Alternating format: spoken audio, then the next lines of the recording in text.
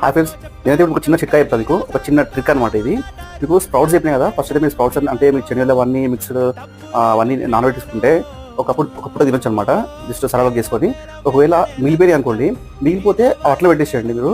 ఒక క్యాప్ పెట్టేసి అవి స్ప్రౌట్స్ లాగా మారిపోతాయి. నెక్స్ట్ అవి తినొచ్చు అనమాట.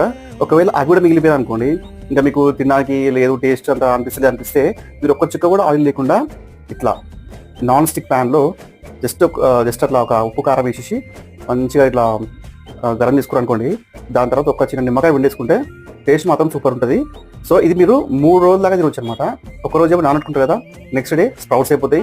ఆ నెక్స్ట్ డే మిగిలిపోతే ఖరాబ్ ఏమి కావాలి. ఎండాకాలం మేబీ కొంచెం వాటర్ అయితే కొంచెం లైట్గా, బట్ నార్మల్ అయితే ఏం కావు. సో ఇట్లయితే మీరు చేసుకొని తినొచ్చు. సో హెల్తీ ఉంటుంది, ఆయిల్ లేకుండా. సో ఆయిల్ ఉండదు, షుగర్ ఉండదు. సో మంచి ఫుడ్ అయితే అనమాట. అయితే చెప్పడం మర్చిపోయినా, ఈ మందులు కూడా వాడుకోవచ్చు. మందులు కూడా సప్లై చాలా బాగుంటాయి. నచ్చితే లైక్ చేయండి.